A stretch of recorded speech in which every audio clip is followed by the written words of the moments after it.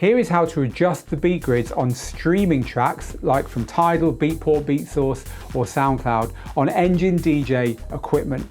That means that you can finally correct beat grids, especially on tracks which are difficult, such as old soul, funk, rock and so on the unit itself. And that opens up the whole catalogue of streaming services to your sync button, to your loops, and to your rhythm effects like echoes and delays and so on. It's a really big new feature, so I want to show you how it works.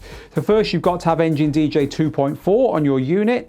You can update that by going to the updater in the screen. Once you've done that, you'll find a new Beatgrid edit window. So I've loaded Aretha Franklin's Respect onto this deck here, and this is the new Beatgridding window. So you get to the window by holding down your Beat Edit Grid function, wherever that might be on your gear, and then we've got lots of new controls here. We can move the whole downbeat left and right. We can shift the grid left and right. We can insert an anchor. We can half or double the BPM. We can decrease or increase the guest BPM. We can reset our work. We can lock our work, and we can tap the tempo. I would like to have seen an undo button as well. So maybe add that a little bit down the line, please, Engine DJ engineers. So the grid here has been guessed wrong. You can see that the first beat isn't on the first beat of the song. If I hit play on the song, it'll be pretty obvious.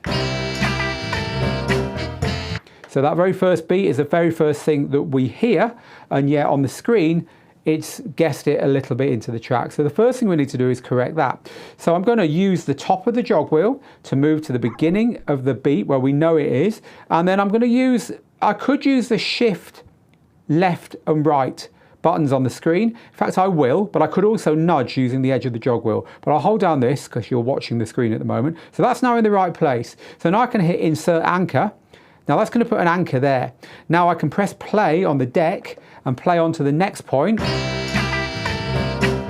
And I've decided to go a whole bar on, and that's very normal. You'll do it bar by bar when you're beat gridding. And so now we can see that the next bar, this number 2, has been guessed a little bit early. The BPM is a little bit high, apparently. So I could just decrease the BPM by holding down this. And you can see the beat grid will correct itself. See that on the screen? Now it's in the right place. Or I could just put a new anchor point in anywhere and it'll snap to the right place, assuming you were close enough as it is. Let's put an anchor point in. So now we've put an anchor point in, which is another way of saying this beat is correct at the very beginning of the song and at point number 2. Now this is an important point, so listen up. If I move the track a little bit further on by just hitting play, for instance, right, so I'm now a little bit further on in the track.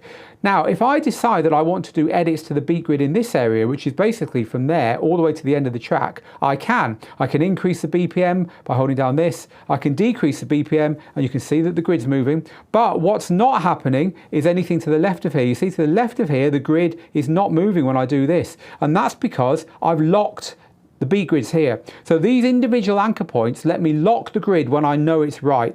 Let's just hit play and keep going.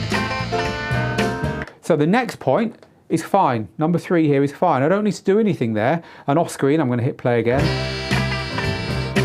So number 4 there, we can see now it's a little bit slow. The beat grid's a bit slow. It occurs a little bit after the beat. Again, I can just hit insert anchor. That one's corrected now. So now anything I do from here on in will only be this side. In other words, what we haven't listened to yet, and not that side. So this is a really, really good way of going through your tracks forensically and correcting the grids. Now, it might look like a lot of work, but actually it's a lot easier to do it with jog wheels. The top of the jog wheel is your track movement, and the edge of the jog wheel is your nudge for moving the whole grid. You don't want to start moving the whole grid once you've started putting anchors down on it. It's a lot easier to do it with these controls than it is to do it with the software on a laptop. So actually, even though this is the only way to do streaming tracks on Engine Gear, because as I said at the beginning, you can't prepare streaming tracks ahead of time on your laptop. You have to prepare them on the unit itself. It's actually very quick. And the best bit is, yes, it takes a bit of time to go through your tracks and correct the grids, but once you've done it, as long as you've got an SD card or a USB drive connected to the unit and it was selected as a media source before you started editing,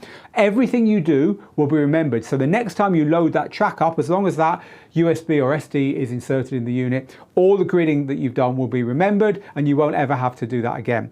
Also, Also, if you find yourself wanting to correct the grids on your local music, in other words, music you have on the SD or the USB or even on the internal hard drive, but anything that you correct on the unit itself, when you plug that back into your laptop and interface again with the Engine DJ laptop software, as long as you hit the button which syncs up everything that you've changed on the unit back to mothership, if you like, it will also move that gridding information across. So that's a very powerful new feature as of Engine DJ 2.4. You'll need to upgrade your firmware, which is automatic in the system.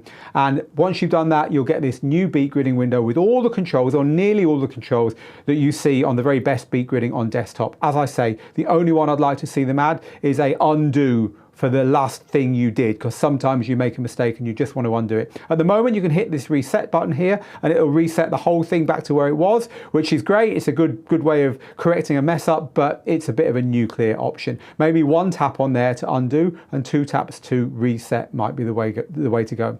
If you've got any questions about this, as ever, please do ask them underneath. My team and I will be very happy to help you. And if you've enjoyed this free training, then why not become the latest member of Digital DJ Tips, the world's leading DJ school. We'll give you a free copy of our book, Rock the Dance Floor, as a thank you for joining, and it's free to join. So do go to digitaldjtips.com/join and join our community today. Meanwhile, from me, Phil, here in the studio, get good, get out there, make the moments. I'll see you again very soon.